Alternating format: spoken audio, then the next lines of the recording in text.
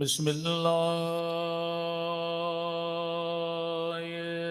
الرحمن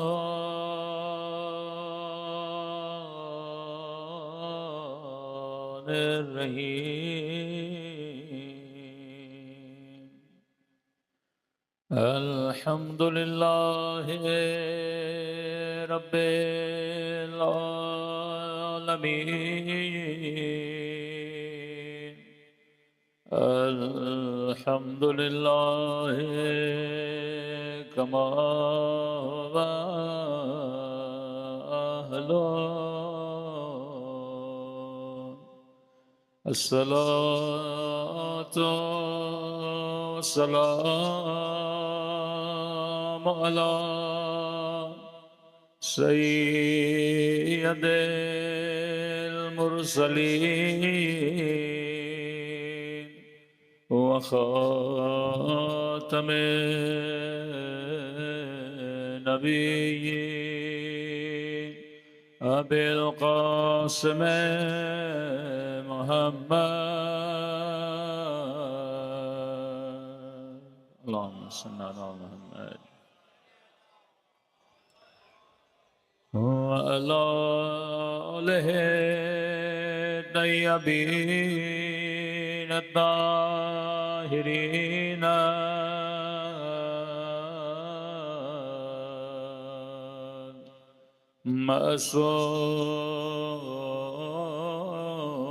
معصومين سب مل کے اپنے مولا کے ظہور کی دعا اللہم کل ولیک حجت ابن الحسن صلواتک علیہ وعلى آبائه في هذه الساعة وفي كل وليا وحافظا وقائدا وناصرا ودليلا وعينا حتى تسكنه أرضك تهوى وتمتعه فيها طويلا برحمتك يا ارحم الراحمين صلوات پڑھے محمد وعلى بسم اللہ الرحمن الرحیم رب اشرح لی صدری ویسر لی امری واحلل عقدۃ من لسانی یفقهوا قولی اما بعد فقد قال سبحانہ وتعالی فی محکم کتابہ بسم اللہ الرحمن الرحیم ایاک نعبد و ایاک نستعین صلوات پڑھے محمد وعلی محمد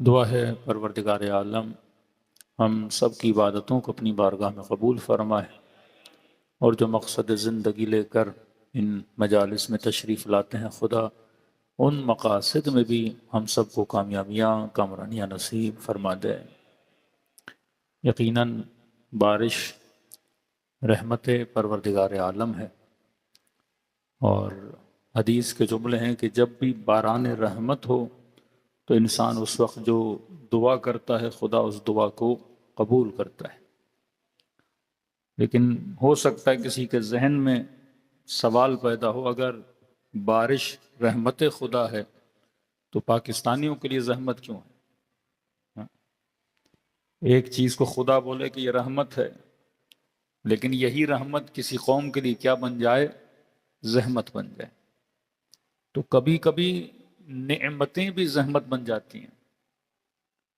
اگر انسان اس نعمت کو صحیح طریقے سے استعمال نہ کرے اولاد نعمت خدا ہے، لیکن پروردگار عالم کہے کہ یہی اولاد کبھی کیا بن جاتی ہے؟ فتنہ بن جاتی ہے۔ طاقت نعمت خدا ہے، لیکن کبھی کبھی یہی طاقت انسان کو مخالف خدا بنا دیتی ہے۔ پیسہ نعمت خدا ہے، لیکن کبھی کبھی یہی پیسہ ہے جو انسان کو جہنم کی راہ کا مسافر بنا دیتا ہے۔ حسن نعمت ہے، لیکن کبھی کبھی انسان اسی حسن کے ذریعے سے کیا کرتا ہے؟ گناہوں میں پڑ جاتا ہے۔ تو کربلا ہمیں یہ سکھاتی ہے کہ جو نعمت خدا نے دی ہے وہ نعمت تیرے لیے نعمت تب رہے گی جب اس کو اس طریقے سے استعمال کر۔ اب ہو سکتا ہے کوئی جوان کہے کہ مولانا پیسہ بری چیز ہے، تو پیسہ برا نہیں ہوتا۔ آپ کی جیب میں 1000 ہو، اس 1000 سے آپ جنت میں 1000 درخت بھی لگوا سکتے ہو، اور اسی 1000 سے آپ جہنم کا ایندھن بھی بنا سکتے ہو۔ کبھی بھی کوئی چیز بری نہیں ہوتی، چیز کو استعمال کیسے کیا جا رہا ہے وہ اچھا ہے یا برا ہے۔ آپ کا موبائل ہے، آپ کی مرضی، آپ جیسے استعمال کرو۔ میرے سامنے یہ لاؤڈ ہے، آج یہاں لگا، ہو سکتا ہے کل لگانے والے کسی گانے کی محفل میں لگا دیں، تو آپ کہو کہ مائک کو توڑو۔ بھائی مائک کا کیا قصور ہے؟ اس کا تو کام یہی ہے کہ یہ ریفلیکشن دے اور آواز کو باہر پھینکے۔ اب لگانے والے کا مسئلہ ہے کہ وہ مائک کس منہ کے سامنے رکھتا ہے؟ کیا اس زبان کے سامنے رکھتا ہے جو ذکر حسین کر رہی ہے، یا اس زبان کے سامنے رکھتا ہے جو ذکر شیطان کر رہی ہے؟ تو کبھی کبھی رحمت بھی زحمت بن جاتی ہے۔ کب؟ جب انسان اس کے صحیح طریقے کو استعمال نہیں کرتا۔ تبھی قرآن بار بار کہتا ہے وَاعْتَبِرُوا يَا أُولِي الْأَلْبَابِ، عبرت لو اے صاحب لب۔ صاحب لب کسے بولتے ہیں؟ لب کہتے ہیں مغز کو۔ اللہ کہتا ہے اللہ کی رحمتوں سے، نشانیوں سے، یہی چھوٹی موٹی بارش یا زیادہ بارش برسے، اس سے انسان اگر دماغ استعمال کرے تو یہ چیز رحمت ہے، اگر دماغ استعمال نہ کرے تو یہی چیز کیا ہے؟ زحمت ہے۔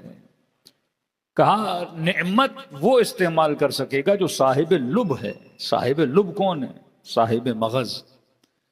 جنت وہی جائے گا جو صاحب مغز، در علی پہ وہی آئے گا جو صاحب مغز، ہدایت اسی کو ملے گی جو صاحب مغز، قرآن پڑھ کے ہدایت وہ لے گا جو صاحب مغز۔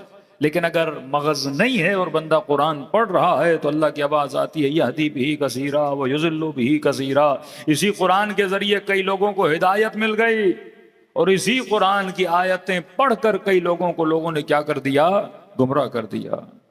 کفر کا فتویٰ لگا قرآن کی آیت پڑھ کے، شرک کا فتویٰ لگا قرآن کی آیت پڑھ کے، اپنی جعلی جھوٹی حکومتوں کو شرعی حکومتیں بنایا قرآن کی آیتیں پڑھ کے۔ یہ جو خود کو اولی الامر و حاکم شرعی کہتے ہیں وہ کیا پڑھتے ہیں؟ قرآن کی آیتیں پڑھتے ہیں۔ ہر مفتی، ہر مولوی کیا پڑھ رہا ہے؟ قرآن کی آیتیں پڑھ رہا ہے، لیکن فرمان نہیں، ہدایت وہ پائے گا۔ قرآن رحمت ہے کہ نہیں؟ لیکن یہی آیتیں پڑھ کے ان آیتوں کو باعث زحمت بنا دیا جائے اور امت کا قاتل بنا دیا جائے۔ کس کے ذریعے سے؟ قرآن کی آیتوں کے ذریعے سے۔ اب کا گمراہ وہ ہوگا جو صاحب مغز نہیں ہے، ہدایت وہ پائے گا جو صاحب مغز ہے۔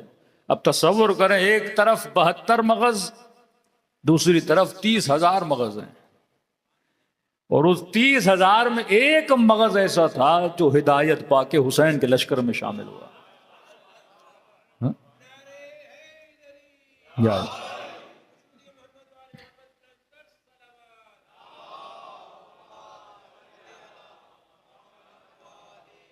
مقام تعجب ہے کہ 30,000 کھوپڑیاں کھڑی ہیں، ایک دماغ ایسا تھا جو راہ حسین کا مسافر بنا۔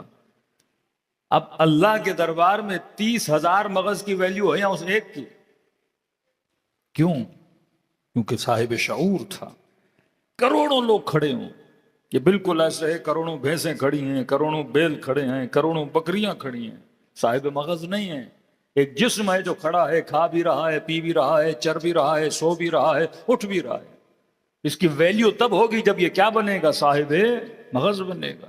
اولئک کالانعام بل ہم اضل، خدا کہتا ہے یہ حیوان ہیں بلکہ حیوان سے بدتر ہیں، کیونکہ دیکھ رہے ہیں وقت کا امام حل من ناصر کی صدا دے رہا ہے، خطبے پڑھ رہا ہے، ہدایت کر رہا ہے، لیکن ان کے مغزوں پہ کوئی اثر نہیں ہو رہا۔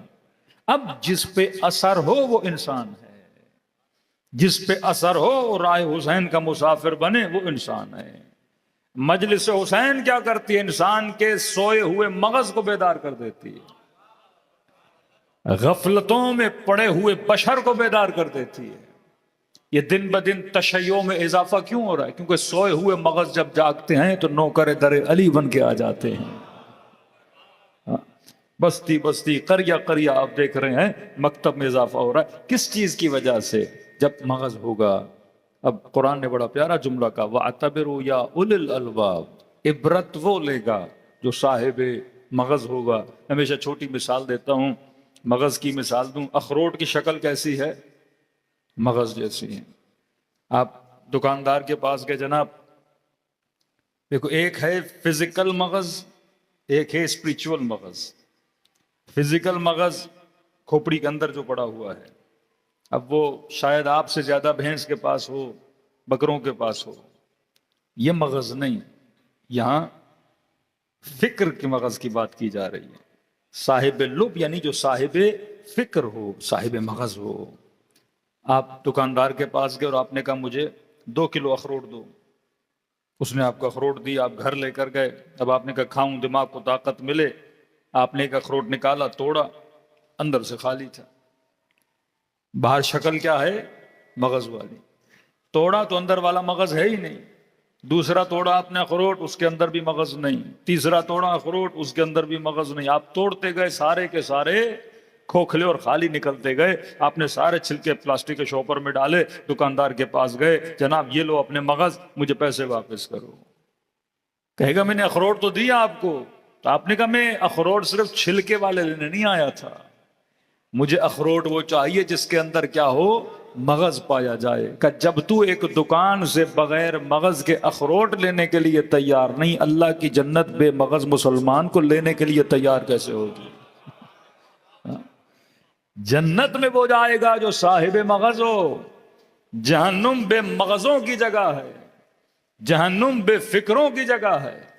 اور مجلس حسین کیا کرتی ہے؟ انسان کی فکر کو بیدار کرتی ہے۔ اب لاکھ کلمہ پڑے مسلمان، اگر مغز نہیں ہے، اگر فکر نہیں ہے، یہی کلمہ اس کو اسلام کا دشمن بنا دے گا، یہی قرآن اسے مسلمان کا دشمن بنا دے گا، کیونکہ یہ سمجھے گا نہیں، یہ غور نہیں کرے گا، یہ فکر نہیں کرے گا۔ اب سوچی، یہ فکر، یہ دماغ، یہ بدن، یہ ایک پاور ہے، ایک طاقت ہے۔ اس پاور اور طاقت کو میں نے کرنا کیا ہے؟ جیسے ہم بولتے ہیں انرجی۔ اب انرجی لائٹ کی صورت میں، انرجی بارش کی صورت میں، انرجی آپ کے غصے کی صورت میں، انرجی آپ کی شہوت کی صورت میں، یہ ساری انرجیز ہیں جو انسان کی باڈی کے اندر ہیں۔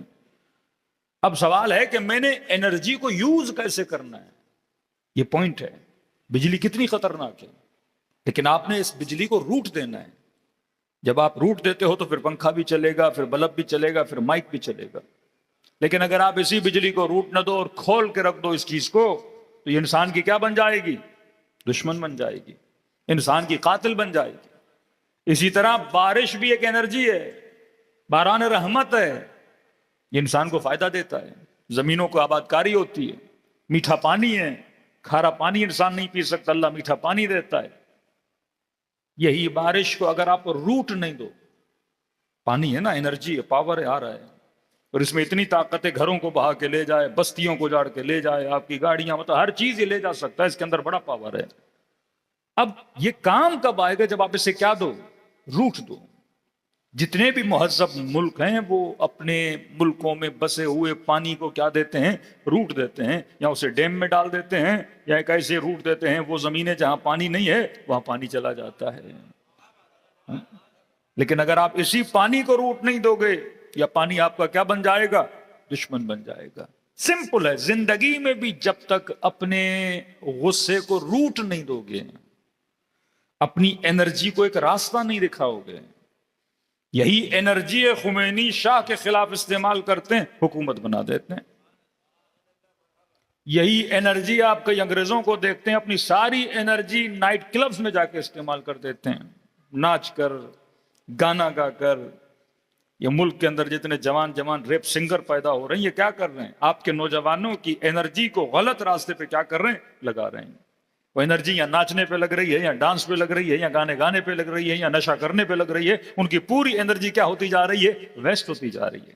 جس طرح آپ بارش کے پانی کو ویسٹ کر رہے ہو، سارا کے سارا پانی نالے کے پانی میں مل جائے، سمندر کے اندر آپ، مطلب خدا نے اتنا پروسیس کر کے آپ کو میٹھا دیا، آپ نے سارا میٹھا پھر کھارے میں ڈال دیا۔ کیا فائدہ؟ بندہ صبح سے شام تک نمازیں پڑھے لیکن دل میں اہل بیت کی محبت کو نہ رکھ کے اپنی نمازوں کو کیا کر دے؟ نجس کر دے، کوئی فائدہ ہی نہیں ہے نا۔ آپ نے عبادتوں کو روٹ دینا ہے، آپ نے اپنی فکر کو راستہ دینا ہے۔ آج افکار کے چور معاشرے میں بہت ہیں، وہ 5 منٹ کے لیے آپ کی فکر کو سکون نہیں لینے دیتا۔ آپ نے موبائل کھولا، فیس بک پہ گئے، یہ چھوٹی چھوٹی سٹوریز کیا ہیں؟ یہ فکر کو ایک جگہ تھمنے نہیں دیتی۔ یہ مائنڈ اس سے کتنا ڈیمیج ہوتا ہے یہ آپ کو نہیں پتا۔ کہ آپ نے 10 سیکنڈ کا ایک کلپ دیکھا، اس میں مثلا نوحہ تھا، چلو اچھی چیز ہے، پھر آپ نے اوپر کیا گانا آ گیا، پھر آپ نے اور اوپر کیا کوئی اور چیز آ گئی، پھر آپ نے ایک اور اوپر کیا کوئی کامیڈی کی چیز آ گئی، پھر آپ نے اور اوپر کیا کوئی غم کی چیز آ گئی، پھر آپ نے اور اوپر کیا، مطلب ڈفرنٹ ایموشنز، ڈفرنٹ امیجز۔ 1 گھنٹے میں آپ کی فکر تقریباً 60 70 80 جگہوں سے زیادہ کیا کرتی ہے؟ جمپنگ پوزیشن میں آ جاتی ہے۔ پہلے لوگ 1 گھنٹہ موبائل پہ بیٹھ کے کوئی مجلس سن لیتے تھے، کوئی لیکچر سن لیتے تھے، ابھی آپ کی فکر 6 منٹ بھی بہت بڑی بات ہے کسی چیز کو برداشت کریں۔ آج کے مولوی کا کلپ بھی ہوگا 1 منٹ، اس سے زیادہ دماغ برداشت نہیں کرتا، کہتا ہے نیکسٹ موو کی طرف جاؤ۔ اس کو اتنی ویرائٹیز دی گئیں، اتنی ویرائٹیز دی گئیں کہ جمپنگ پوزیشن میں آ گیا۔ دیکھو آپ کا دل کب صحیح سالم رہتا ہے؟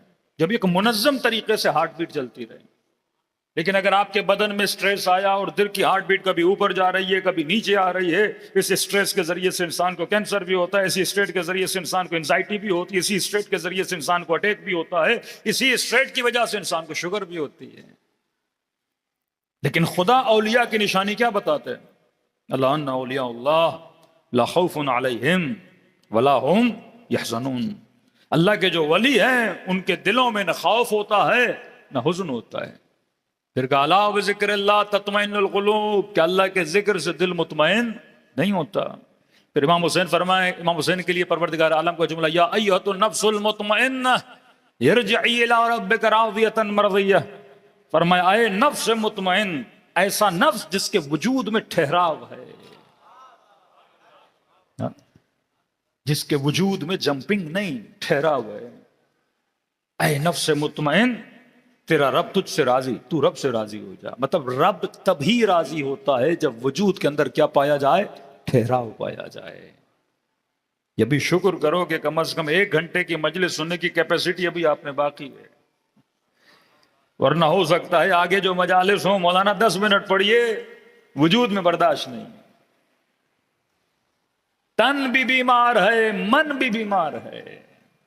کسی مومن کو کہو 10 منٹ آنکھیں بند کر کے بیٹھ جاؤ، نہیں بیٹھ سکتا، اتنی بے چینی اس کے وجود میں ہے، اس کی فکر سے بیٹھنے نہیں دیتی، کیونکہ ہم نے فکر کو نشے کا عادی بنا دیا، ہم نے فکر کو سکون کا عادی نہیں بنایا۔ فکر کا کام ہے چیزوں کی جستجو میں نکلنا۔ اب آپ، بعض لوگ کہتے ہیں مولانا جب نماز ہم پڑھتے ہیں تو مولانا یہ دنیا جہاں کے خیالات نماز میں آتے ہیں۔ میں نے کہا خیال کا کام ہی خیال لانا ہے۔ آپ کہو کہ خیال، میرا خیال کیوں لا رہا ہے؟ بھائی وہ خیال کا نام ہی خیال ہے تو کیا لائے گا؟ خیال ہی لائے گا نا آپ کے ذہن میں۔ آپ کبھی بھی 10 منٹ کے لیے اپنے خیال کو روک نہیں سکتے، ہاں آپ روٹ دے سکتے ہو، جس طرح بارش کو روٹ دینا ہے، غصے کو روٹ دینا ہے۔ غصہ ہر انسان کے وجود میں ہے، غصہ نکالنا ضروری ہے، لیکن کہاں نکالوں؟ کس جگہ پہ غصے کو انویسٹ کروں؟ کس جگہ پہ اپنے پاور کو انویسٹ کروں؟ کیا غازی عباس میں غصہ نہیں؟ ساری انرجی یزید کے خلاف استعمال کی جا رہی ہے۔ اکبر اپنی ساری جوانی کی انرجی لشکر یزید کے خلاف استعمال کر رہے ہیں۔ انسان کا دل رونے کا، وہ سارا رونا کہاں پہ لاتے ہیں؟ رات کے اندھیروں میں رب کے مصلی پہ بیٹھ کے، امن یجیب المضطر اذا دعا ویکشف السوء۔ اپنے گریے کو صحیح جگہ انویسٹ کر رہے ہیں، آنسو ہے صحیح جگہ انویسٹ۔ پر ابن شبیب، جب بھی تیرا دل کرے رونے کا تو میرے جد حسین پہ گریہ کیا کرو۔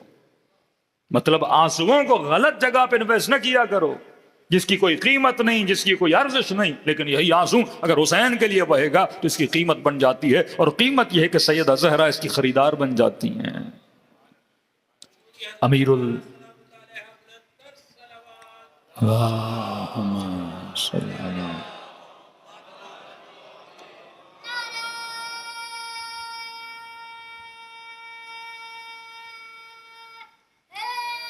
یا علی اللہم صلی اللہ محمد من یشری نفسہ ابتغاء مرضات اللہ۔ امیر المومنین نے کس کی مرضی خریدی؟ اللہ کی مرضی خریدی نا۔ اپنی ساری انرجی شب ہجرت موت کے بستر پہ لگا دی، اپنی ساری انرجی جنگ احد میں رسول کے دفاع پہ لگا دی۔ اور دیکھیے علی اپنے غصے کو روٹ کیسے دے رہے ہیں۔ ظالم کے سینے پہ سوار ہیں، امیر المومنین کے چہرے پہ لعاب دہن پھینکا۔ آپ 5 منٹ سوچو، ایک بندہ فل پاور میں، مطلب کوئی ڈی ایس پی، کوئی ایس پی، کوئی جرنل، ہاں فل پاور کے اندر، اور اگلا بندہ اس کی توہین کرے، ایسی کی تیسی کر دیتے ہیں لوگوں کی نا، کیونکہ پاور کا نشہ ہے نا، کہ جناب مجھے کون روکے گا، میں کس میں ہوں، پاور کے اندر ہوں نا۔ علی جرنل ہیں، پاور اتنا کہ دشمن علی امیر المومنین کا گھٹنا اس کی گردن پر ہے، ابھی اس کا سر قلم کرنے والے ہیں، وہ پتا ہے میں زیر ہوں، علی نے زیر کر دیا ہے، امیر المومنین کے چہرے پہ لعاب دہن پھینکتا ہے۔ 5 منٹ کی سوچ کے تو بتائیے، اگر آج کے افسر کے ساتھ کوئی کرے، اگر آج کے پاورفل آدمی کے ساتھ کوئی کرے، آپ کو پتا ہے اس ملک میں کیا ہو جاتا ہے۔ یہاں نیچر دیکھو کہ کوئی بندہ اپنے غصے کو کون سا روٹ دے رہا ہے، اور امیر المؤمنین اپنے غیظ و غضب کو کون سا روٹ دے رہے ہیں۔ فرمایا جب چہرے پہ لعاب دہن پھینکا تو فوراً جس کا سر قلم کر رہے تھے، علی نے سر قلم نہیں کیا، اٹھ کے کھڑے ہو گئے۔ وہ بندہ خود پریشان کہ میں نے چہرے پہ لعاب پھینکا ہے، ہونا تو یہ چاہیے کہ دگنا زور سے میرے گردن کو کاٹا جائے، دبوچا جائے، لیکن مولا علی چہل قدمی کر رہے ہیں، کبھی یہاں جا رہے ہیں کبھی وہاں۔ ظاہر انسان کی ایک عزت ہوتی ہے، کوئی اگر آپ کے چہرے پہ لعاب دہن پھینکے آپ کو غصہ تو آئے گا نا۔ وہ امیر مومنین کھڑے ہو گئے، غصہ ہے مولا علی کو، اس نے توہین کی ہے۔ مولا کبھی چہل قدمی مطلب چلنا، امیر مومنین نے تیز سے شروع کر دیا، دیکھنے والے دور سے دیکھ رہے ہیں، ارے علی نے زیر کیا، سر قلم کرنے والے ہیں، لیکن ابھی سر قلم نہیں کیا۔ یا رسول اللہ علی کیا کر رہے ہیں؟ کہ جب علی آئے تو علی سے پوچھنا۔ چہل قدمی کرنے کے بعد پھر لائی کے سینے پہ سوار ہوئے، پھر اس کا سر قلم کیا۔ اب جب واپس جانے لگے تو صاحب نے کہا کہ علی آپ نے پہلے سر قلم کیوں نہیں؟ امام نے فرمایا علی ہمیشہ دشمن خدا پہ وار کرتا ہے،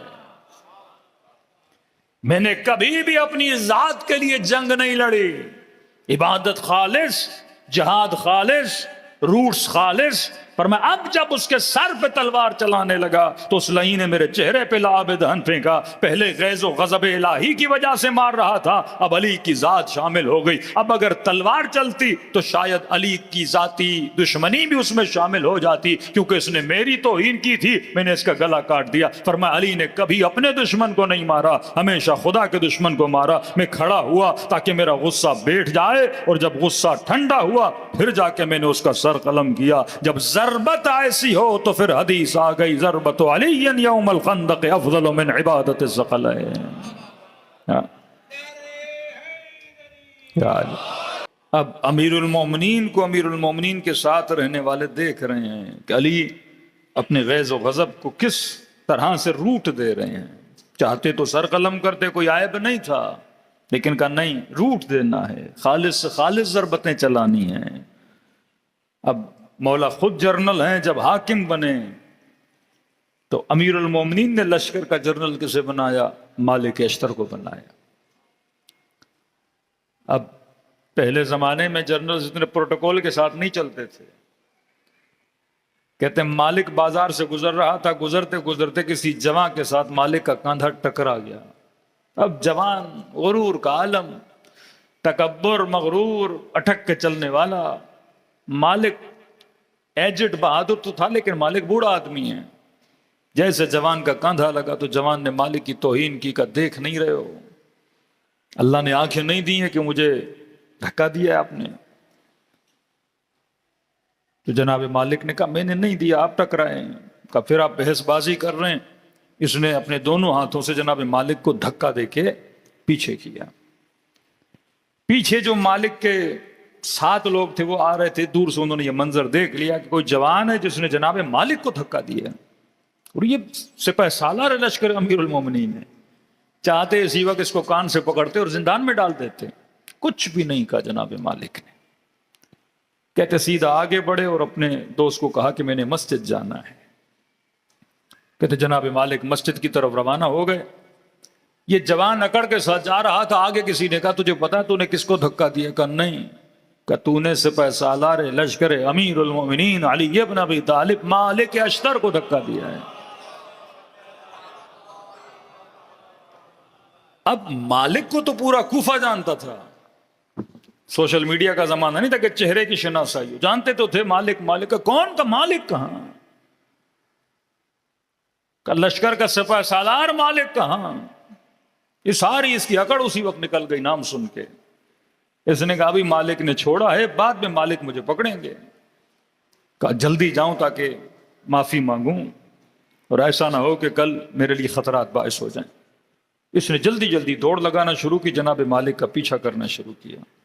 کا پیچھے کرتے کرتے دیکھا جناب مالک مسجد میں گئے اور مسجد میں جاتے ہی اللہ اکبر کر کے نماز پڑھنے لگے. یہ جوان کہتا ہے میں جناب مالک کے پیچھے بیٹھ گیا کہ بھائی مسجد ہے، اللہ کا گھر ہے، وقت نماز ہے، معافی بڑی آسانی سے مل جائے گی. کل ایسا نہ ہو کوئی کیس لگا کے مجھے زندان میں بھیج دیا جائے. کہتا ہے 2 رکعت نماز پڑھی. بس مالک نے وقت واجب نماز بھی نہیں تھا، اچانک مسجد میں آئے، 2 رکعت نماز پڑھی، نماز ختم کی، فوراً سجدے میں گئے. کب میں اور قریب آیا کہ سجدے سے سر اٹھائے تو مالک سے معافی مانگوں. کہ سجدے میں جیسے گئے جناب مالک نے یہ لفظ استعمال کی کہ پروردگارا میں نے 2 رکعت نماز پڑھی ہے، نماز حاجت، تاکہ میں اپنے غصے پہ ہمیشہ کیا کر سکوں؟ غلبہ پا سکوں. پروردگارا آج جس جوان نے میری توہین کی میں مالک اس کے گناہ کو معاف کرتا ہوں، تو مالک کے گناہوں کو معاف کر دے. یہ جوان کہتا میں پریشان ہوا. اسی نیت سے جناب مالک نے سر اٹھایا، اس نے معافی مانگی. مالک نے کہا غصہ تو بہت تھا، لیکن امیر نے یہ سکھایا ہے کہ اپنے غصے کو کمزور پہ استعمال نہ کیا کرو. کہاں یہ غصہ صفین میں دکھاتا ہوں میں، امیر شام کے لشکر کے مقابلے میں آتا ہوں، پھر تو جا کے مالک کی دھاڑ کو دیکھ. امیر المومنین کے لیے مشہور تھا. کہتے ہیں جب جنگ کے میدان میں ہوتے تھے ایسے لگتا تھا شیر دھاڑ رہے ہیں. اور قمبر کہتے ہیں یہی علی اندھیری راتوں میں جب مصلی عبادت پہ ہوتے تھے ایسے لگتا تھا کوئی 8 سال کا بچہ رو رہا ہے. یقین نہیں آتا تھا یہ وہی علی ہیں. صبح میدان میں دھاڑ رہے تھے، رات کو چھوٹے بچے کی طرح رو رہے ہیں، کیونکہ علی کو پتا ہے دھاڑنا کس کے سامنے ہے اور رونا کس کے سامنے ہے. اپنی انرجیز کو کہاں استعمال کرنا ہے. وَلَا تَقُولُوا لَهُمَا اُفٍّ، اے جوان کبھی ماں باپ کے سامنے دھاڑنا نہیں، اف تک نہ کہنا، تاکہ تجھے پتا ہو اللہ نے آواز تو دی، انرجی دی، یہ ہر کسی کے سامنے استعمال کرنے کی نہیں ہے. ہر چیز، ہر جذبہ جو آپ کے وجود میں ہے وہ نعمت الہی ہے. لیکن یہی جذبے زحمت بن جاتے ہیں، نقمت بن جاتے ہیں، عذاب بن جاتے ہیں جب انسان ان کو صحیح طریقے سے استعمال نہیں کرتا. یہی غصہ آپ دیکھ رہے ہیں، اسرائیل نے اپنا سارا غصہ کس پہ نکالا؟ فلسطین کے یتیموں پہ نکالا، غریبوں پہ نکالا. 70,000 کے قریب بچوں کو قتل کر دیا. غصہ ہے نا انسان کے اندر، غصے کی انرجی ہے، وہ سارا غصہ مظلوموں پہ نکال رہا ہے. یہیں پہ شہید حسن نصر اللہ نے اپنا غصہ کس پہ نکالا؟ دشمن خدا پہ نکالا. خدا نے مقام شہادت بھی عطا کیا، جنت سے بھی نوازا ہے. تو انسان کو پتا ہونا چاہیے میرے اپنی شہوت کہاں استعمال کرنی ہے، غصہ کس روٹ پہ استعمال کرنا ہے، کلام زبان کہاں پہ استعمال کرنی ہے. آج جتنے لوگ آپ دنیا میں دیکھ رہے ہیں ان کو یہ نہیں پتا کہ ہم نے اپنی چیزوں کو استعمال کہاں پہ کرنا ہے. تو فرش ازا ہمیں یہ سکھاتا ہے اپنا وقت صحیح جگہ پہ لگانا، اپنی انرجی صحیح جگہ پہ لگانا. اگر تو روٹس میں چلے گا، شریعت کا مطلب باؤنڈریز ہیں. بار بار بارش کی مثال دے رہا ہوں کیونکہ بارش برس رہی ہے. بارش کا پانی اگر چلے گا تو آپ نے اسے کیا دینا ہے؟ روٹ دینا. روٹ کیسے ملے گا؟ جب آپ اس کو باؤنڈریز دو، ایک باؤنڈری ادھر ایک باؤنڈری ادھر، تاکہ پانی باؤنڈری سے باہر نہ جا پائے، ایک نہر کی شکل اختیار کرے، پھر اسے راستہ دکھا دو کہ جناب یہاں سے نکلو اور فلاں جگہ تک چلے جانا۔ شریعت کا نام ہے باؤنڈریز۔ اللہ تو دیواریں لگاتا ہے کہ اس کے بیچ پہ چل سکتے ہو، ادھر نہیں جانا ادھر نہیں جانا۔ اگر تم نے باؤنڈریز کو توڑا تو یہی تمہاری انرجی تمہیں بھی نقصان دے گی، کسی اور کو بھی نقصان دے گی۔ اسلام نے شراب کو حرام قرار دیا، وجہ کیونکہ شراب باؤنڈریز کو توڑتا ہے، کہ اس میں کچھ فائدے ہیں، نقصان زیادہ ہے۔ نقصان یہ ہے یہ باؤنڈریز ختم کر دیتا ہے۔ ابھی آپ ہوش میں ہو، حواس میں ہو، اگر آپ سے کوئی انسان کوئی بات اگلوانا چاہے آپ نہیں بولو گے، کیونکہ آپ کا مائنڈ آپ کے دماغ کو کیا کرتا ہے، ایک باؤنڈری دیتا ہے کہ کون سی چیز کسے بتانی ہے، کون سی چیز کسے بتانی نہیں ہے۔ تو آپ نے اسے کیا کیا، بریک لگا دی۔ لیکن یہی انسان نیند کی گولی کھا لے، نشے کے عالم میں ہو، دماغ میں ہوتا تو ہے کہ بتانا نہیں، پر خود کو روک نہیں پاتا، کیونکہ باؤنڈریز کیا ہو جاتی ہیں، ختم ہو جاتی ہیں۔ معصوم فرماتے ہیں کوئی ایسا حرام نہیں، کوئی ایسا حلال نہیں۔ حیوانات میں اگر خدا نے کسی حیوان کو حلال قرار دیا، آپ میڈیکلی اسے حرام پروف نہیں کر سکتے۔ اللہ نے کہا شراب حرام ہے، دنیا کے سارے ڈاکٹرز کے آرٹیکلز پڑھ لو، سارے کہتے ہیں شراب انسان کی صحت کے لیے کیا ہے، نقصان دہ۔ آپ کسی بھی ڈاکٹر سے پوچھو کہ بکرے کا گوشت مفید ہے یا سور کا گوشت مفید ہے، وہ جو سور کھاتے بھی ہیں بولتے ہیں کہ سب سے زیادہ کسی گوشت میں اگر بیکٹیریاز پائے جاتے ہیں وہ کس کا گوشت ہے، سور کا گوشت۔ آپ 1 گھنٹہ بکرے کا گوشت باہر رکھو، 1 گھنٹہ سور کا گوشت باہر رکھو، ودن 1 آور سور کے گوشت میں کیڑے پڑ جاتے ہیں۔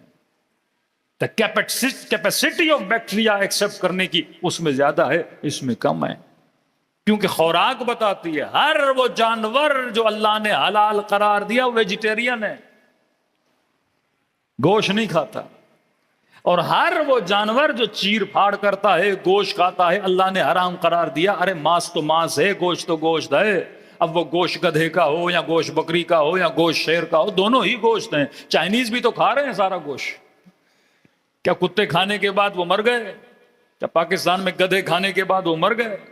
ہم سب سے زیادہ لمبی زندگیاں جیتے ہیں، more than 80 years پلس ان کی ایج ہے، اور یہاں حلال کھانے والے 60 سال میں چلے جاتے ہیں، 55 سال میں اٹیک آ جاتے ہیں، مر جاتے ہیں۔ The average life of Pakistanis 60 plus ہے، 62 63 میں سارے قبرستانوں میں جا کے دیکھ لیجئے، اس سے زیادہ کوئی بندہ یہاں جیتا نہیں۔ اب 5 منٹ سوچنا تو چاہیے نا۔ وَاعْتَبِرُوا يَا أُولِي الْأَلْبَابِ، تو حلال بھی کھا رہا ہے زندگی کم، اور وہ حرام کھا پہ لنگی زندگی جی رہا ہے۔ تو لا الہ الا اللہ بول کے نعمتوں میں پڑا ہوا ہے، اور وہ ایتھیس بننے کے بعد بھی نعمتوں میں پڑا ہوا ہے۔ کیوں؟ اللہ مدد اس طرح نہیں کرتا کہ یا اللہ مدد تو خدا مدد کرے، یا علی مدد تو امیر المومنین مدد کریں۔ مدد تب ہوتی ہے جب اللہ کے بنائے ہوئے اصولوں پہ چلو۔ مکے سے امام حسین کربلا جا رہے ہیں، فرما رہے ہیں میں کربلا جا رہا ہوں، شہید کر دیا جاؤں گا، لیکن یہ بات یاد رکھنا حسین کے جانے کے بعد تم میں سے کوئی خوش بھی نہیں رہے گا۔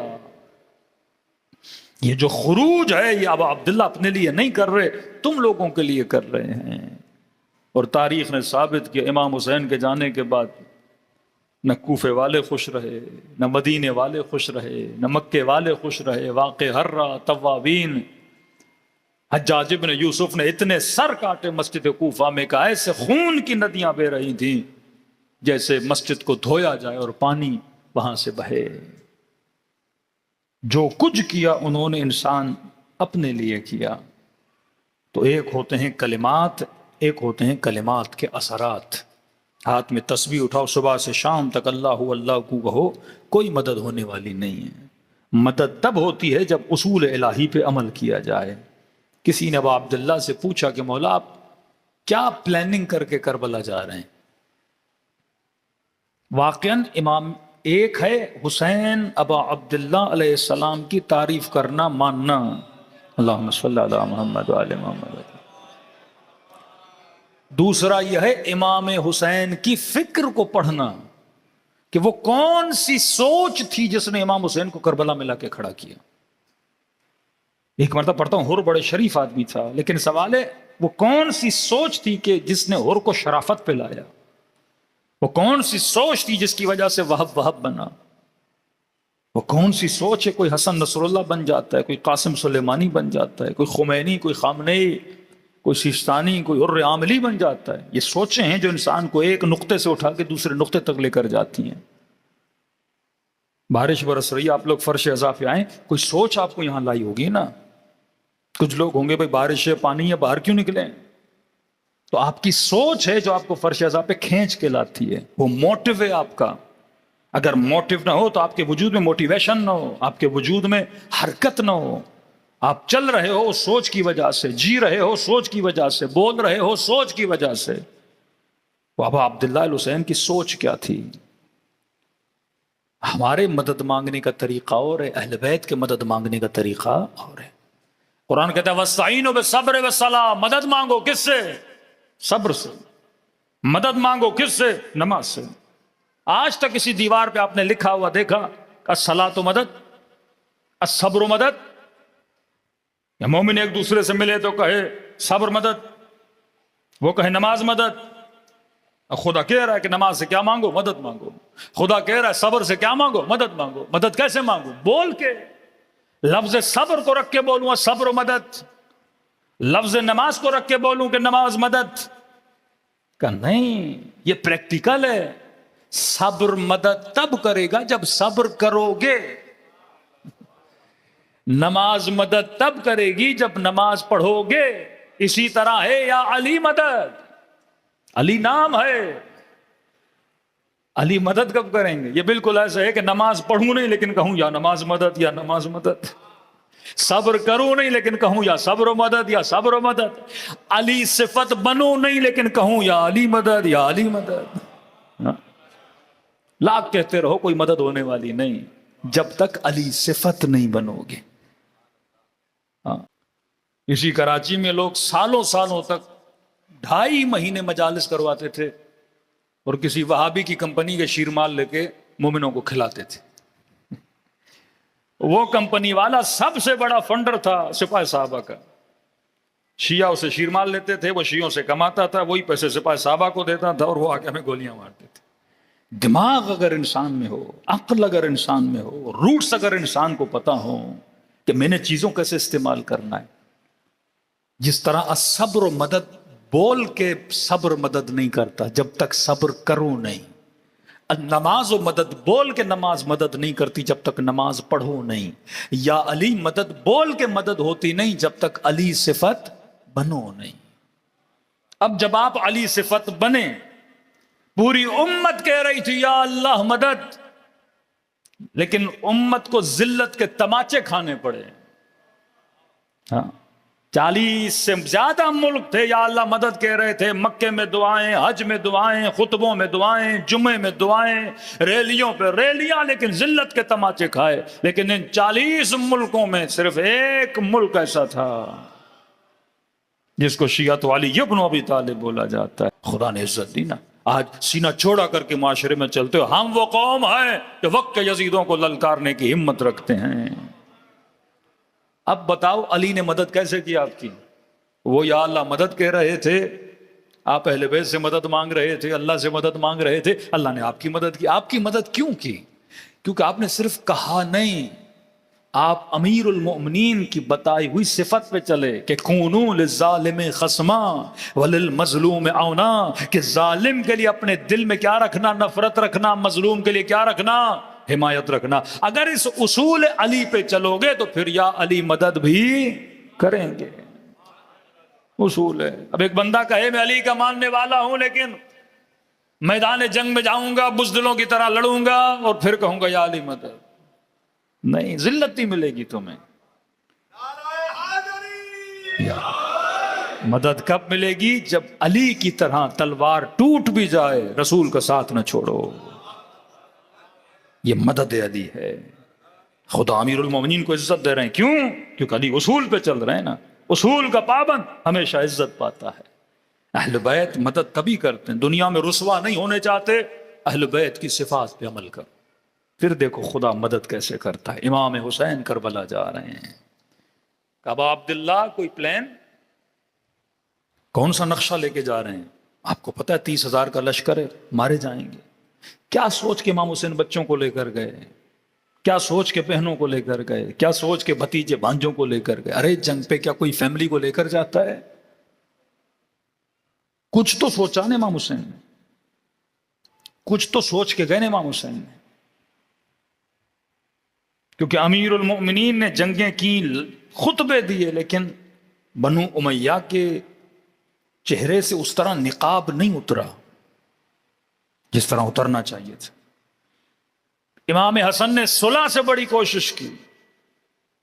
صلح امام حسن وہ تائید ہے. آپ شرائط پڑھیں امام حسن کی، تب آپ کو پتا چلے گا کہ امامت نے کتنی درایت سے کام کیا. کیونکہ جنگ تو ہاتھوں سے نکل چکی تھی، جنگ لڑتے تو سیدھی بات تھی، دغا ہو گئی تھی لوگوں کے اندر. جس طرح جنگ صفین میں مسلمانوں کی بے وقوفیوں سے جیتی ہوئی جنگ ہاتھ سے کیا ہو گئی، نکل گئی. امام حسن کے لشکر بہت بڑا تھا لیکن خرید لیا گیا. ایمان نہیں تھا امام حسن پہ اتنا مضبوط، پیسہ دے دے کے ان کے ضمیروں کو خریدا. اب ایک ہی راستہ تھا، صلح. صلح میں امام حسن نے اس سے وہ منوایا کہ جسے آج کا مفتی جھٹلاتا ہے. امام نے فرمایا پہلی شرط یہ ہے کہ آج کے بعد ممبروں سے میرے بابا علی پہ سب و شتم نہیں ہوگا. ایک چھوٹی سی مثال دوں. کسی مومن کا بچہ اٹھا لیا گیا اور مسنگ ہو گیا، تو یہ بیچارے کہتے ہیں مولانا ذرا ڈائیلاگ ہو، بات چیت ہو، ہمارے بچے ہمیں مل جائیں، یا کم از کم ہمیں اتنا بتایا جائے کہ وہ زندہ نہیں ہے، کوئی بندہ جیل میں ہے، بیمار ہے، مر گیا، کم از کم انفارم کیا جائے تاکہ یہ بوڑھی ماں بچے کے انتظار میں نہ رہے. ایک مجلس سے ترہیم کرا دے کہ بچہ مر گیا. سامنے والے بھی بولتے ہیں ہاں بھائی آپ کا بیٹا مر گیا ہے، لیکن ہم لکھ کے نہیں دیں گے مر گیا ہے. کیوں؟ کیونکہ اگر کوئی بولے گا کہ مر گیا، اٹ مینز وہ تسلیم کر رہا ہے کہ میری کسٹڈی میں تھا اور کیا ہو گیا، مر گیا. یہ ڈینجرس ہے، اس کے آگے کیس ہو سکتا ہے، پکڑ ہو سکتی ہے، آپ کورٹ میں جا سکتے ہو، لاکھوں مسائل ہو سکتے ہیں. امام حسن نے کہا کہ آج کے بعد میرے بابا پہ ممبروں پہ سب و شتم نہیں کرو گے. اس نے نیچے لکھا کہ نہیں کروں گا، لکھ کر اس نے تسلیم کیا کہ میں علی پہ سب و شتم کرتا تھا. تسلیم کروایا امام حسن نے اس. یہ آج کے مفتی جھٹلاتے نہیں، شیعہ جھوٹ بولتے ہیں. بھائی وہ صلح جا کے پڑھ، تمہارے بڑوں نے لکھا ہے اپنے کاغذوں کے پہ، ہم کرواتے تھے اور کہا کہ آج کے بعد نہیں کروں گا. پھر کہا جتنے شیعہ علی، جتنے بنو ہاشم تم نے زندانوں میں ڈالے ہیں، مرد اور عورت. وہ حالات تھے کہ ممبر پہ بتانے کے قابل نہیں ہیں. لباس تک ان لوگوں کے وجود میں نہیں ہوتا تھا، مردوں اور عورتوں کو ساتھ رکھا جاتا تھا، مطلب توہین کی جاتی تھی. وہیں پہ ان کی گندگی، وہیں پہ ان کی نجاستیں، کیڑے ان کے بدن کو لگ جاتے تھے، مر جاتے تھے یہ لوگ. اس قدر ان کو تکلیفیں دیں امیر المومنین کے چاہنے والوں کو کہ کبھی ایک مجلس پڑھی جائے جو مظالم شیعہ علی بن ابی طالب پہ ہوئے. فرمان سب کو آزاد کرو گے؟ کہا سب کو آزاد کروں گا. کہا تم نے جو یتیمان، غریبان، بیوگان بنو ہاشم کا نان و نفقہ بیت المال کا فرض تھا کہ قوم کے غریبوں کو پیسہ دے، جو بند کیا ہے ان سب کو دو گے؟ اس نے کہا میں دوں گا. اپنے بعد کسی کو جانشین نہیں بناؤ گے. اس نے نیچے لکھا کہ میں اپنے بعد کسی کو جانشین نہیں بناؤں گا. اب امت کو سوچنا چاہیے جو وعدہ کر کے پھر جائے، جس کے قول و فعل میں تضاد آ جائے، پھر اس کا فیصلہ خدا بھی کر چکا ہے، اس کا فیصلہ قرآن بھی کرتا ہے. یہ اصول ہیں. اللہ. اب آتے ہیں ابا عبداللہ، میرے مولا، میرے آقا، آپ کی پلاننگ کیا تھی؟ آپ کربلا گئے. امام حسین کا ایک ہی جملہ ہے، فرمایا میری یہی پلاننگ ہے، ان اللہ مع الصابرین. اللہ کا وعدہ ہے، خدا کس کا ساتھ دیتا ہے؟ صبر کرنے والوں کا ساتھ دیتا ہے. اور آج صبر حسین نے بتایا کہ یزید جبر کر چکا، حسین نے صبر کیا، اور صبر کا نتیجہ یہ ہے 1400 سال کے بعد لوگ آج حسین کا نام لے رہے ہیں، کوئی یزید کو یاد کرنے والا بھی نہیں ہے. ان کے بڑے سے بڑوں کی قبر پہ 10 ملین لوگ چلے جائیں، لیکن آپ دیکھیے 20 ملین سے زیادہ لوگ کہاں جا رہے ہیں؟ کربلا جا رہے ہیں. کہ یزید کا ایک پلان تھا حسین کو کسی جنگل میں شہید کر دیا جائے، کل کسی کو پتا بھی نہ ہو آئے تھے ہوا کیا تھا، لیکن کہا کہ نہیں، میں اسی جنگل کو جنت نہ بناؤں تو میں خدا نہیں۔ ہاں، اہل و عیال کو ساتھ لے، مولا کو پتا تھا سارے مردوں کو مار دیا جائے گا، خبر دینے والا تو کوئی ہو، بتانے والا تو کوئی ہو۔ مردوں میں اگر جنگ ہوگی تو یہ صفین کی جنگ ہو جاتی، مردوں میں اگر جنگ ہوتی تو یہ جمل کی جنگ ہو جاتی۔ بولتے دو مسلمانوں کے گروہ تھے، آپس میں لڑے، اجتہاد تھا، یہ بھی رضی اللہ وہ بھی رضی اللہ، معاملہ ملا جلا کے ختم کر دیتے۔ جیسے مسلمان نے جمل کو ختم کر دیا، صفین کو ختم کر دیا، اب ممبر پہ بول نہیں سکتے کہ ادھر بھی مرے تو جنت میں، ادھر بھی مرے تو جنت میں۔ کیا گارنٹی تھی کہ کربلا کی جنگ کو ایسا نہ کیا جاتا؟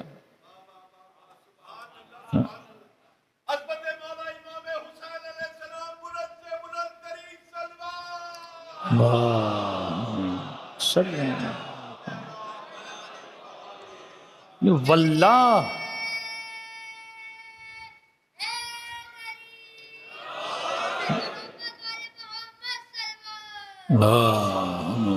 صلی اللہ محمد۔ دیکھو ان کی نگاہ میں یزید کون ہے؟ صحابی کا بیٹا۔ امام حسین کون ہے؟ صحابی کے بیٹے، نواسے رسول، خود صحابی بھی ہیں۔ اب صحابی صحابی کو قتل کرے تو کیا بولتے ہیں؟ دونوں جنتی ہیں۔ آپ کہیں گے مولانا صفین میں خواتین والا مسئلہ نہیں تھا، جمل میں نہیں تھا۔ ارے مالک ابن نویرہ نبی کا بزرگ ترین صحابی، خالد قتل کرتا ہے، قتل کرنے کے بعد اس کی بیوی کے ساتھ زیادتی ہوتی ہے، یعنی ایسا ظلم یہ رسول خدا کے جانے کے بعد۔ آج سارے مفتی بولتے ہیں خطا اجتہادی ہے، دونوں جنتی ہیں بھائی۔ کربلا میں آپ کیا سمجھتے ہیں؟ یہ سوچ نہیں آ سکتی تھی۔ تبھی فرمایا پورے کربلا میں جس شہید کو سب سے بڑی حجت مانا گیا ہے، حقانیت ابا عبداللہ الحسین پر، اس شہید کا نام علی بن الاصغر ہے۔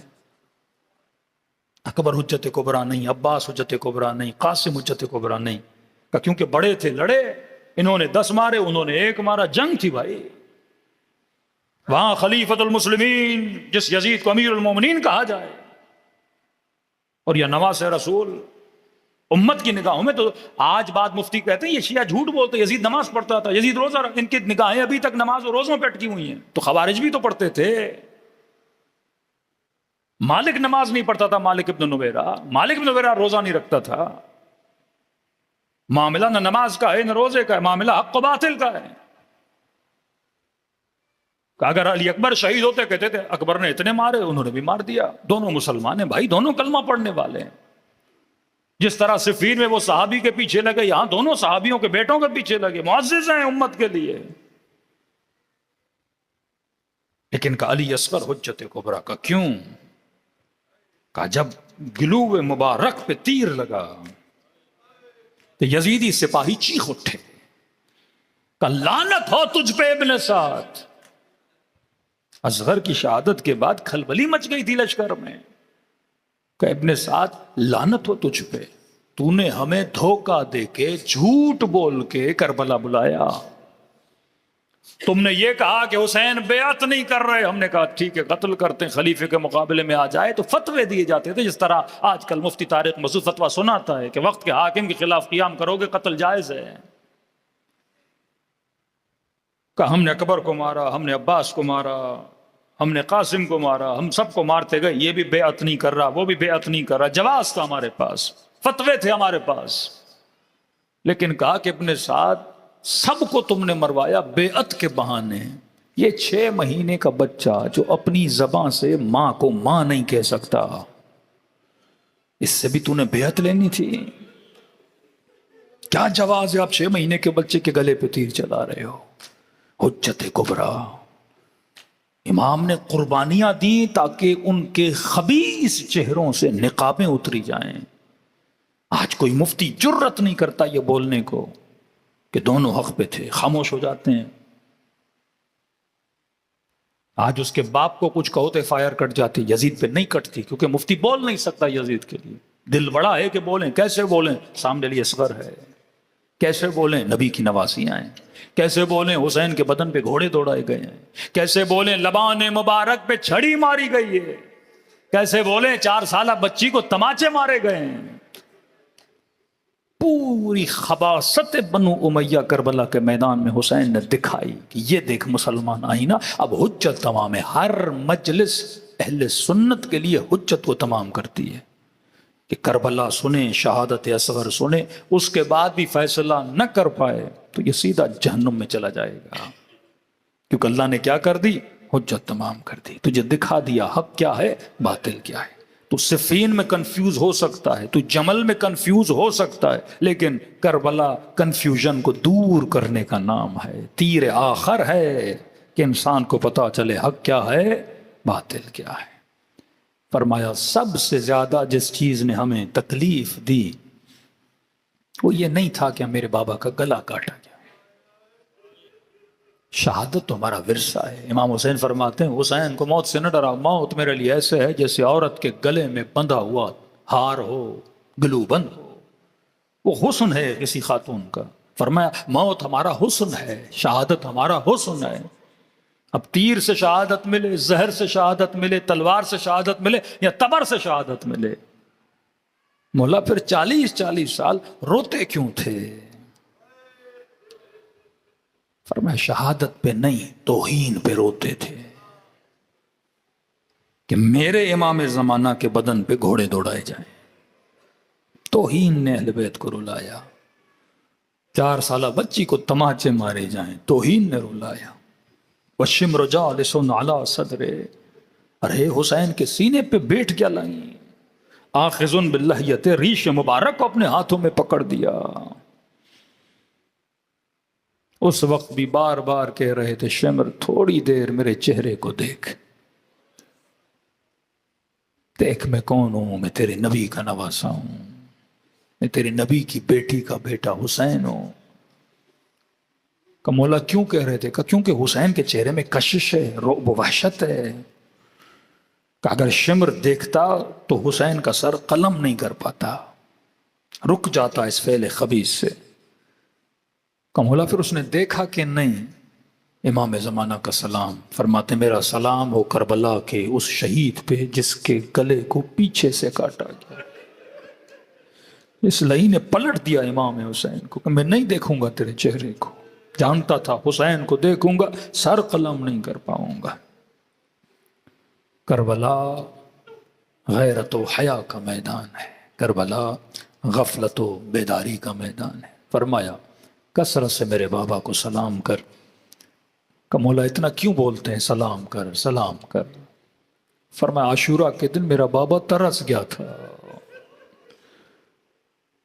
جس کو صبح سے شام تک بچے سلام کریں، بھائی سلام کریں، بھتیجے سلام کریں، اصحاب آگے پیچھے گھومیں، کہ ظہر عاشور کے بعد ایسا وقت آیا کوئی سلام کرنے والا نہیں تھا۔ کہتے ہیں جب جا رہے تھے گھوڑے پہ بیٹھ رہے تھے تو کبھی حسرت سے دائیں دیکھیں کبھی بائیں دیکھیں، مجھے کون بٹھائے گا گھوڑے پر؟ اکبر میں نے تجھے رخصت کیا، عباس میں نے تجھے رخصت کیا، قاسم میں نے تجھے رخصت کیا، تو کافر خیمے کے در سے بہن کی آواز آئی حسین میں زینب ہوں۔ ایسے سلام کریں جیسے زینب نے بھائی کو کیا۔ السلام علی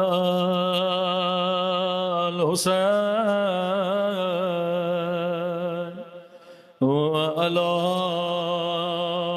علی ابن الحسین وعلی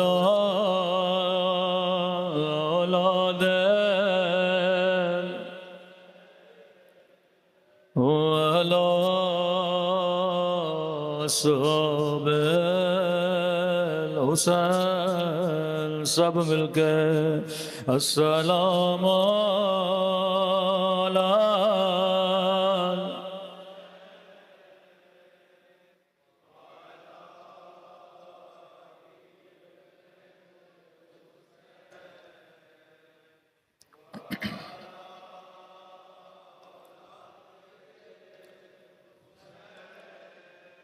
وعلی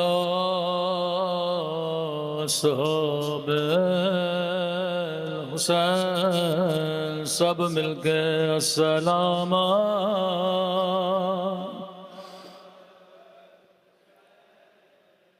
علی علی ابن الحسین والا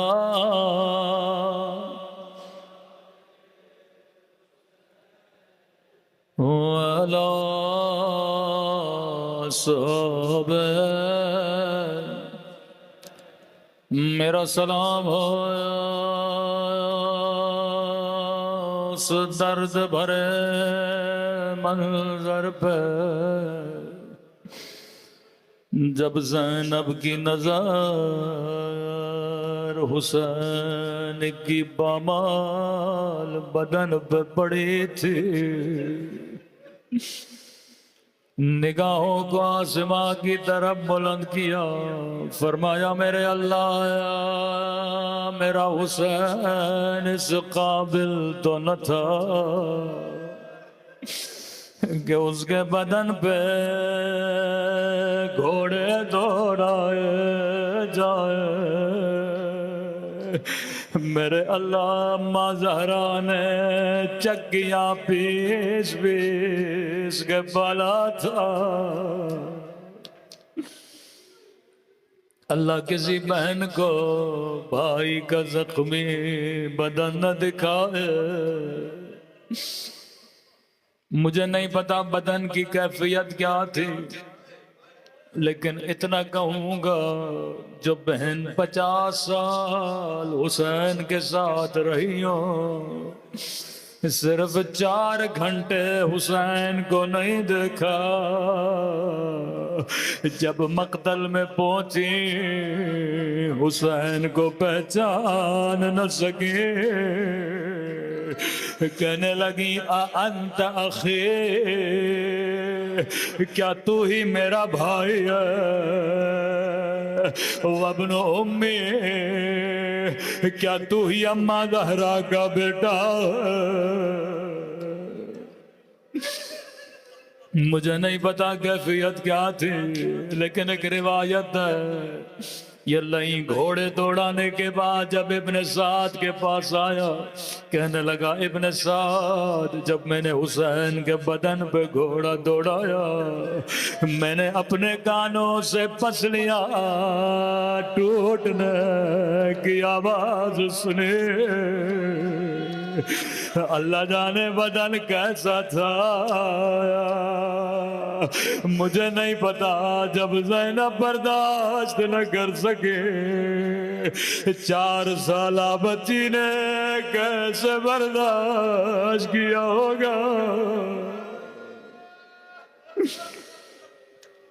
ملتا ہے بی بی جب مقتل میں پہنچی کیا دیکھا سکینہ نے اپنا سر بابا کی گڈے گردن پہ رکھا ہوا ہے بچی سو رہی ہے کہتی ہے میں نے بچی کو اٹھانا چاہا کٹی ہوئی گردن سے آواز آئی ٹھہر جا زینب ٹھہر جا زینب میری تھکی ہوئی بچی میری پیاسی بچی تماچے کھا کھا کر تھک گئی ہے بی بی فرماتی ہیں بڑی دیر کے بعد جب بچی کو ہوش آیا پہلا سوال کیا سکینہ تو نے بابا کو کیسے پہچانا میں بھی پہچان نہ سکے بدن 2 چیزوں سے پہچانا جاتا ہے یا بدن پہ لباس ہو یا بدن پہ سر ہو یا انگلیوں میں کوئی انگوٹھی ہو ظالم لباس لے گئے، سر کاٹ گئے، جس انگلی میں انگوٹھی تھی اسے بھی کاٹ کے لے گئے۔ کہنے لگی پھوپھی اماں میں نے بڑا ڈھونڈا لیکن مجھے کہیں بابا نظر نہیں آیا۔ جب ڈھونڈ ڈھونڈ کے تھک گئے میں نے کہا بابا تیری یتیمہ بچے، تیری تماچے کھانے والے بچے۔ ایک مرتبہ کٹی ہوئی گردن سے آواز آئی، الہیہ الہیہ آجا میری پیاسی بچے، آجا میری یتیمہ بچے۔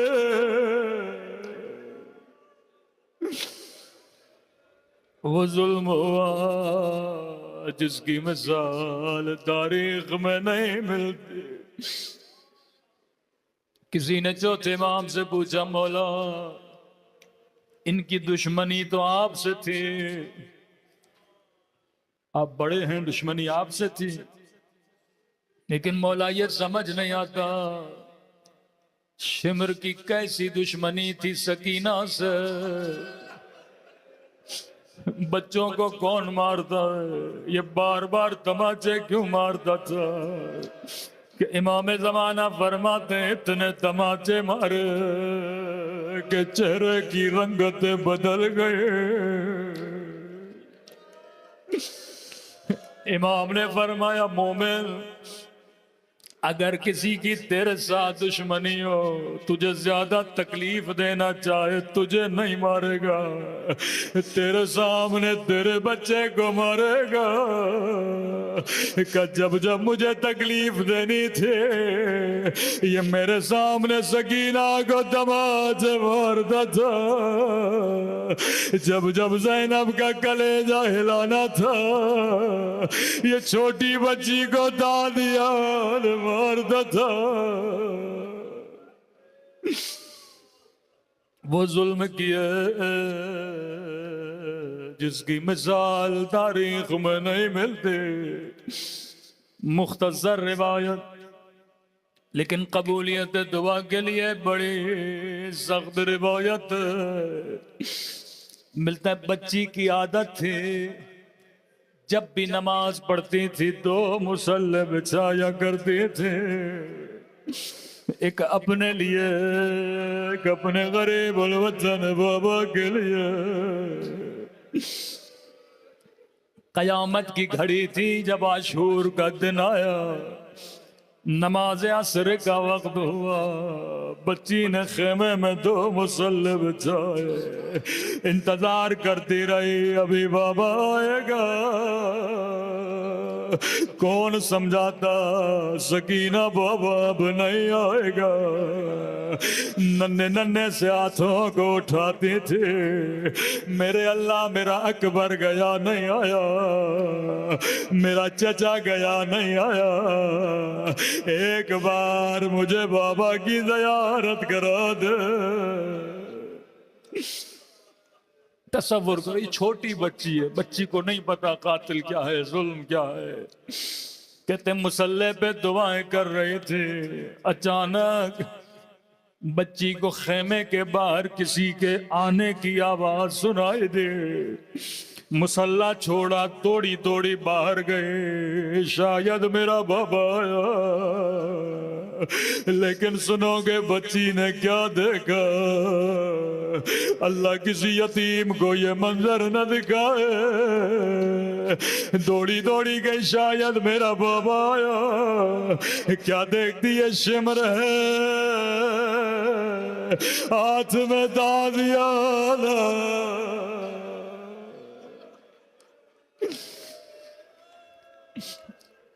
اس لئی نے جیسے دیکھا خیمے سے ایک چھوٹی بچی دوڑی دوڑی باہر آئی ہے، پہلا سوال کرتا ہے بچی کس کا انتظار کر رہی ہو، کہتی ہے بڑی دیر گزر گئی میرا بابا نہیں آیا، کہتا ہے کیا بابا کو دیکھنا چاہتی ہو؟